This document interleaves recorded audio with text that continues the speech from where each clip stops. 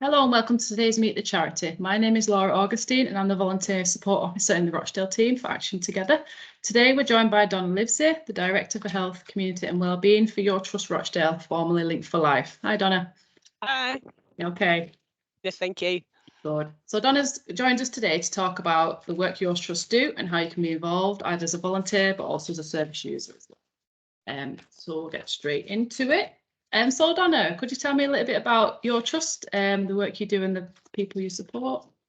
Of course, like Laura mentioned, we're formerly called Link for Life, so we changed our name quite recently, really within the last sort of 12 months, just to ensure that residents across the borough have a wider understanding about the work that we actually do.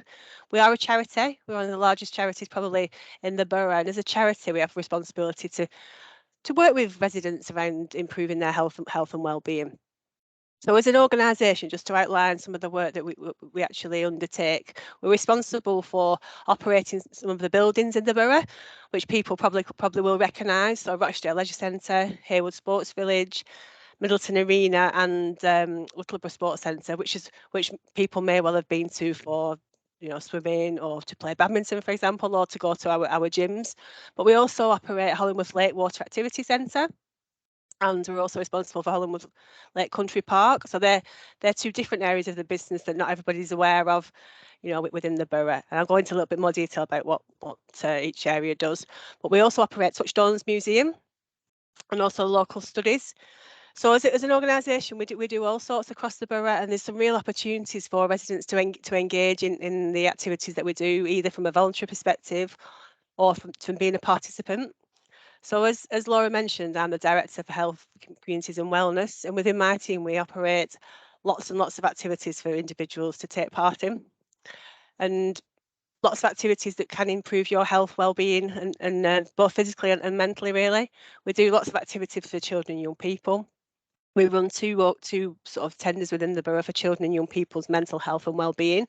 So #Thrive, in partnership with Pennine Care and Togmine. So that's a service within the borough to work with children and young people and who need some support, so low-level mental health support across the borough. So we deliver the social prescribing element of that project.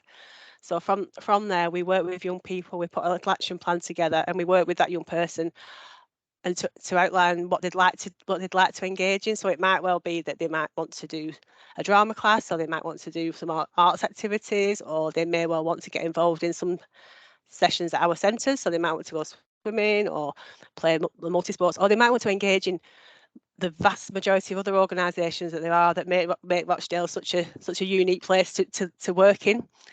And then we support that young person on their journey, and for as long as that young person wants to stay with us. We've been responsible for the HAF programme in partnership with the local council. So the HAF programme is Holiday Activity and Food Programme, which has been a really big programme this summer that many people may well be aware of. It's a programme that engages young people across the borough. Those children that are on free school meals have access to 75 different opportunities across 79 different organisations across the borough each summer, Christmas and Easter holiday programme. We do a real special programme around specialist physical activity. So for residents across the borough, so if you yourself have had a stroke or recovering from cancer, or your relatives may well be at risk of falling, so you maybe have an older relative that might be falling, we have sessions for you. We have opportunities where you can come and you can attend yourself, or you can refer your like relatives onto that programme. And they're weekly sessions, so you can drop in and out as and when you want to do. Some sessions are a 12-week course, but often we have our gentle exercise classes that are weekly, and that's where we see some really nice bonds within local residents. People come to the sessions as an individual and they leave as a friend of other people that are involved in the session, and we always have like a social element at the end of those sessions. Yeah. And what will be really lovely as part of this interview, Laura, if we can do, I can send some videos through of residents participating in gentle exercise in the sports hall or in community centres, or participating in our new water programme, where where individuals and residents are involved in just walking in water, which literally is as it says on the tin, you know, walking in water, and our aquatic pathway then progresses individuals into whatever element they want to get involved in, dependent on their physical ability. So we have lots and lots of opportunities within the borough. We have a really nice inclusion programme that's developing now. Yep. We're really excited about our outdoor cycling programme for adults and children in the borough who want to learn how to cycle. Wow. We have inclusive cycles, and that's starting as a pilot in Borley Park pretty soon, within the next sort of week. So there's lots and lots of opportunities, Laura, for people to either engage as a participant, but we're also always looking for volunteers. Yeah. And volunteering with your trust will help you engage in a variety of programs, some of which I mentioned, but some that I haven't mentioned. So we have a very big events program as well. So we operate Middleton Arena and Haywood Civic. So there is real opportunities for individuals to get involved with us as an organisation and as a charity. Yeah. We're actively looking for apprentices. Wow. To engage and to get involved, and we have some real success stories. We offer a skills and training programme for individuals who want to start on their path into the leisure industry specifically. Yeah. And we have some really strong results with that programme, where individuals maybe are looking at a career change, or it's their first job and they're looking for a qualification. So we get individual participants in a 10-week programme, and they get a qualification, community sports leaders qualification, and first aid and disability awareness and child protection. And then often they become our employees. Wow. Which is a really good. We've got lots of individuals that have been on that programme and then start working and then start making that difference in the local community as well. Yeah. Because I think it's really important that probably over 75% of our workforce live in the borough as well as work in the borough, which is really, really important when we're thinking and making decisions about programmes that we want to run in the borough. We've got voices within our staff team that that directly say to us whether we feel that would be suitable or not. Yeah. So there is an awful lot to your trust, which is a lot more than what often people just think of us as gym and swim. Yeah. And we're a lot more than that. We're a lot broader than that, and that's one of the reasons for changing the name, really, because for people to understand that we're your trust. So we're about Rochdale as an area and supporting people that live and breathe Rochdale to try and engage in the work that we're actually doing. Oh, that's great. And yeah, you definitely are much more than that. I had my eyes opened when I joined Action Together, because I had that same kind of thinking before. But no, you do loads, absolutely loads. The apprentice thing is really, really good, really interesting. Is there a certain age limit for the apprentices? Well, literally, and I'd say literally, we had an open day literally yesterday at Rochdale Leisure Centre for apprentices, and we had one the week before at Haywood, and it's for anybody really to come down and to learn a little bit more about the organisation. Okay. Because the apprentices don't have necessarily an age limit, or we could look at work placements for people as well, but it's about people coming down and visiting our sites, whether that's a leisure centre, whether it's an events venue, or whether it's Hollingworth Lake, and coming and sharing their skill sets with us as an organisation, and sort of seeing whether together we can work together and upskill somebody for them to then be an employee of the organisation. And like I said, we have some very good results with our apprentices. Yeah, we have numerous apprentices that have been through that programme with us, and sometimes it can be 15 months, sometimes it can be 18 months, but they then become full-time employees in the organisation because they've gone through that training programme and they've really appreciated what's been, the training they've gone through, but then they've also really wanted to work for the organisation as a result of colleagues that have worked with them and supported them for the journey. Yeah, no, that's really, really is excellent. It'd be great to share some of the good news stories as well. Yeah, definitely. It's an excellent pathway into your trust. But not only that, you get all the skills and the training along the way. So it's a great package. Maybe that's something we can advertise as well for you going forward. Definitely. If you want us to, we can do that. No, of course, definitely. No, that's absolutely fantastic. Thank you. Would all the information for the sessions and the events you do, will all that be on your website? Yeah, that'll be on the website. I can send that link round for you. Yeah. It's a brand new website with our brand new sort of branding. So all the information is on there. And if anyone's got any general, questions or queries, then we're more than happy to answer those queries and meet people and have a chat about how we think we can develop even further as a charity. Oh, that's excellent. So our aim is, we are a charity, and we are a charity for the borough. Yeah. And there's lots of things that we do as a charity, but there's probably more that we can do as well. Yeah. For physical, mental well-being, and to develop and inspire the culture of the borough as well. Our Touchstones Museum is a fabulous sort of museum, and it will be having a rebrand itself. Wow. It'll be having a whole fresh new face, and it'll look amazing for residents to come and see that, and it'll bring Touchstones sort of into a different arena with the revamp that's been happening. But the borough, Rochdale as a borough, it's unique, isn't it? Yeah. And Definitely. And what the diversity and the cultural diversity of the borough makes us unique. So it's really important that as an organisation and as a charity in the borough that we have voice from all over the borough. That's in, residents that are influencing our work, and the more people that access our provision, or whether that's as a participant or as a volunteer, the more we get to hear different people's voices. Oh, no, that's great. We run things, I mentioned earlier, didn't I, about programs for stroke survivors. Yes, yeah. And our programs don't have an end date, whereas often other programs have an end date, and we built such a fantastic program, especially with working with the Stroke Association, where people have made friendship groups. They go on holiday together, they go out for coffee together, but they also then want to tell other stroke survivors about their experience and what can be done. Right. Okay. When you have a crisis in your life, that there is an end to that, where we can work with qualified people and build your strength and just rebuild your life after the incident. So and we have numerous videos, like I said, I can send those through to you, where we have residents participating in the classes. Oh, that's great. So we want people to see that there's opportunity for everybody across the organisation. We do swimming lessons. We do toddler swimming. We do lots and lots of different things, from probably tiny babies to our older residents. So it's important that we get that message across, and people to understand that there's almost something for everybody.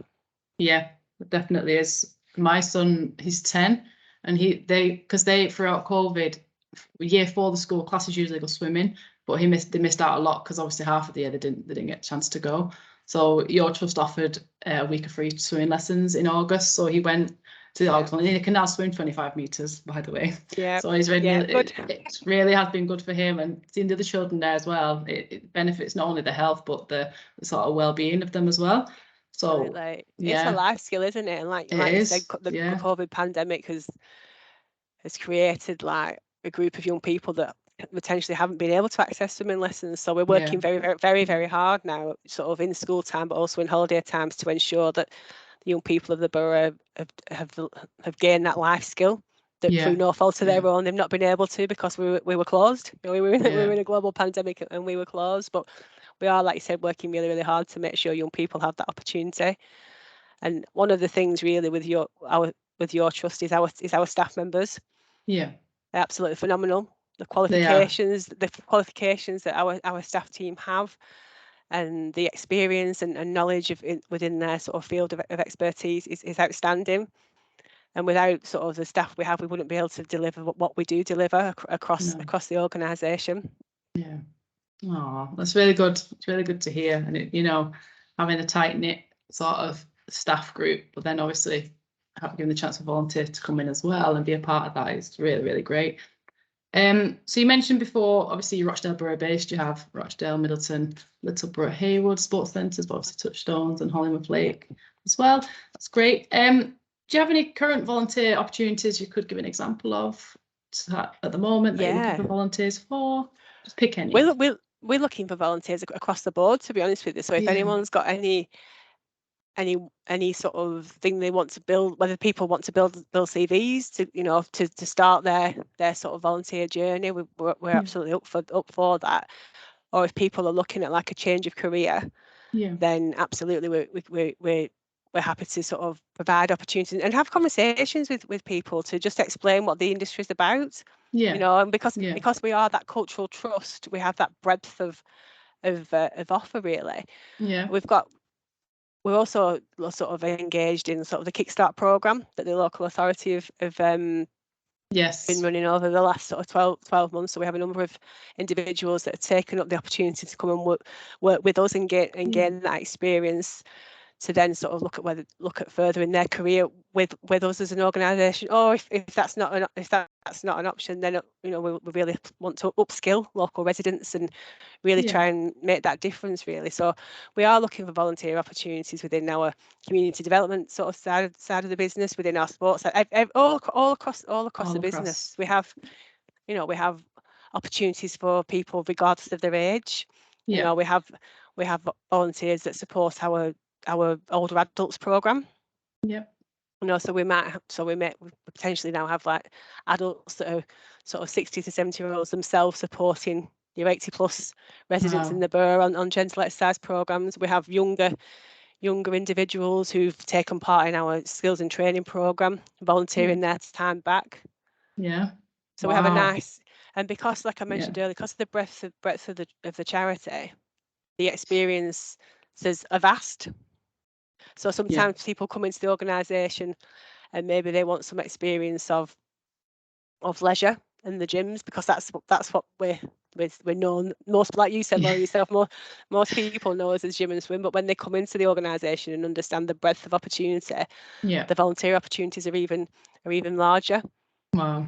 Yeah, definitely is. Definitely, that's great. So if there's anybody out there that really wants to gain either skills, or anyone that's got a little bit more time on their hands than they did before, then we're more than open to people coming along and volunteering and just coming and seeing what the charity has to offer.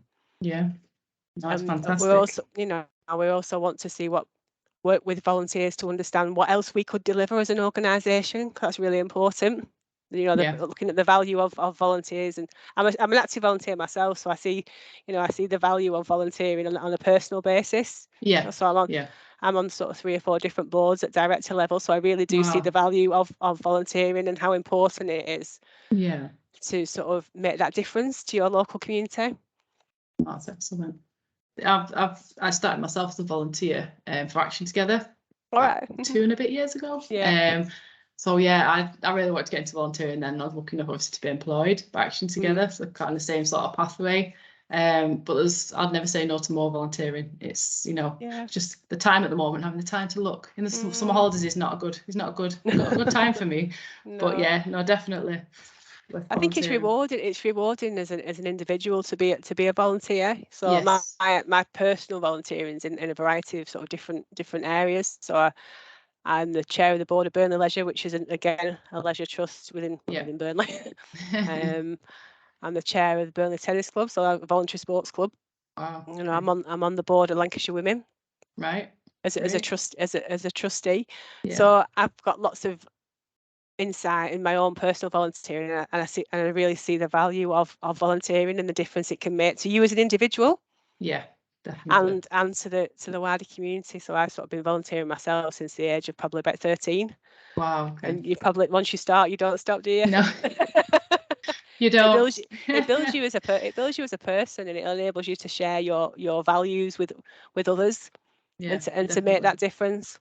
Yeah, no, it definitely does. Definitely worth going down the volunteering route.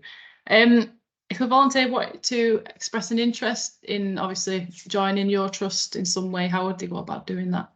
We've got like an info address, so probably the best way on our website, a contact us page is probably the best way to do that really, and maybe just identify what areas they'd like to volunteer in. And build sort of skill set, or more importantly, what maybe they wouldn't like to do, because that's really important as well, isn't it, to make sure the volunteer opportunity is matched to the individual. Yeah, definitely is. To ensure it's a positive experience for everybody. Yeah, of course, definitely. You mentioned obviously upskilling before. Are there any specific skills, training or qualifications a volunteer would need necessarily to come on board? No, not at all. I think what we're looking for is enthusiasm.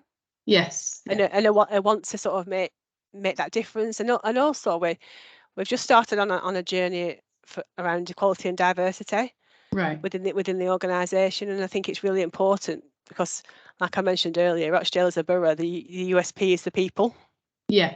And we are such a diverse community. We as a charity, we really want to hear the voices of all communities. So I feel it's really, important to hear voices and to be able to act on voices. And obviously, we as an organisation, we have a board of trustees. Yeah. So there's also opportunities to be involved at board level. Yeah.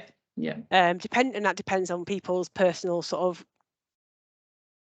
opportunities that they want to have themselves. So there is opportunity at board level, but there's also opportunity from a day to day getting involved in activities or events. We do lots of events. Even last Friday, for example, we had a big event in the park where volunteers come together and help and support and deliver a real community-based event. Yeah. And we work closely with the other sort of organisations across the borough just to make sure that all the work we do is recognised and opportunities are available, and working in partnership is something that I feel we're quite very strong at. Yeah. Because we can't do everything. No. But we can do certain things, and therefore partners working together is really important. Yeah.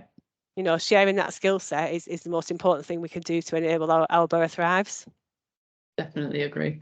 If nothing more for me throughout the last couple of years, seeing these partnerships come together, and obviously connecting through networks and things, and seeing projects or warehouses or other things come together. You can't do it without the partnership. You can't. Not everything. It's not possible. And I think the local response has magnified that situation. I think the response to COVID from the borough of Rochdale was phenomenal. Definitely. Other boroughs were food parcel, and that was fantastic. Everybody was fed, whereas as we do in Rochdale, we went 2, 3, 4, 5 steps further. And we ensured that residents were supported if there was a crisis. We as an organ, we work very closely with Action Together and the local authority and other strategic partners to make sure we tried our best to make sure that residents were looked after. And that was across the board. The mutual aid groups were amazing. They came to the forefront. They did. People made their own little groups and are still existing. And things like you said there, Laura, there's opportunities that actually are in the borough right now that weren't in the borough before the pandemic, and that's as a result of communities coming together. Definitely. And as you said, touched on mutual aid, then some of them small mutual aid groups now have actually set up and become a charity or a CIC themselves. So opens them up to funding so they can continue, on the journey. So excellent.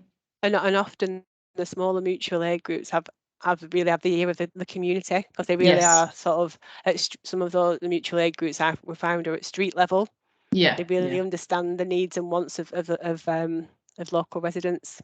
They do, definitely. Agree. And working with organisations like yourself to make things happen and to use some of the RR&R funding to enable individuals to enable groups to apply for funding to make that difference locally and to provide opportunities that they know are needed and that can be funded, and for support from Action Together, they've been able to, like you mentioned, their governance has been worked on and they've been able to be constituted and then apply for funding, and that was a massive step in the local response to make the funding application process very straightforward. So that funds were able to get to groups that required them very, very quickly. And we've got so many networks, as you know, Laura, that have developed and existed within the pandemic, but carry on being developed now. So it's as a result of the borough coming together, like the borough does come together on a regular basis and make that difference. Definitely. And I think for me now, it's more scary thinking, what if this never happened? Because if we would have been living how we were before, we wouldn't have seen any of this probably. So, what's meant to be, I always say. So in terms of the volunteers, do they require to be DBS checked when they kind of come on board? We will probably work with yourselves to identify the sort of DBSs, and because some individuals may well be DBS through previous experience they have, some may not. So we'd absolutely work with yourselves on that, and make sure that the appropriate DBSs were completed. Yeah, perfect. And would you cover expenses for volunteers as a general kind of bus fares or? Yeah, absolutely. We wouldn't expect volunteers to be out of pocket for volunteering. Absolutely not. No, we will do that. Absolutely, that's no problem. Because people are volunteering their time, it shouldn't be at a cost. No, very true, very true. In terms of your volunteers, so say you got volunteers volunteering with you. Do you tend to do anything for your volunteers to show your appreciation, like thank you events or things like that? Appreciation. We probably haven't done as much in the last 2 years because of the COVID pandemic and bringing people together. But prior to the pandemic, absolutely, we bring people together like for celebration events and to showcase the fantastic work that goes on. Yeah. Because that's really important to do that. And what we also try and do is sort of do little videos or case studies on our volunteers. Yeah. Because they tell their story better than I can. Yeah. And they talk about the impact that volunteering has had on them as an individual, and then also talk about the opportunities that others could have to volunteer. Yeah, of course. And I mentioned the videos earlier on with people that are suffering from sort of long-term conditions, or maybe stroke survivors or cancer survivors. The stories that they tell and the impact of the engagement with our charity are fantastic, and that for me would therefore encourage more people to engage. Yeah. So that their physical health can improve if possible. Yeah, no, of course, that's excellent. I think we're coming to the end now, Donna. So in terms of, obviously, other than volunteering, obviously people want to get involved in your sessions, etc. Is the best place your website to go to? Yeah, most activities are on the website. It covers everything we do as an organisation. And if there's something, something that a resident wants to talk about or to ask questions, and there is that contact us element of the website. So any questions on there, and then we'll obviously get back to people and have that conversation and see how we can support and help. That's excellent. And just to confirm, the website address is yourtrustrochdale.co.uk. Excellent. Thank you. I think that's it. Thank you so much for coming along, Donna, today. No problem. I'll just share my email address. It's laura.augustine@actiontogether.org.uk if you wish to contact me for any information regarding your trust's roles, sessions, events that they do. Donna, would you like to share your email address if that's okay? Yes, so mine's donna.livesey@yourtrustrochdale.co.uk. Oh, that's great. I know sometimes we advertise your roles on our website when they come through to us as well. So that's actiontogether.org.uk. Do click on the volunteer button and obviously your trust roles, when we have them, will be on there as well. So you can register and apply direct on there as well. But no, that's it. Thank you very much, Donna. Thank you. And anything else you need whatsoever as a volunteer, please do contact myself or Donna. Thank you. Thank you very much. Perfect. Thank you.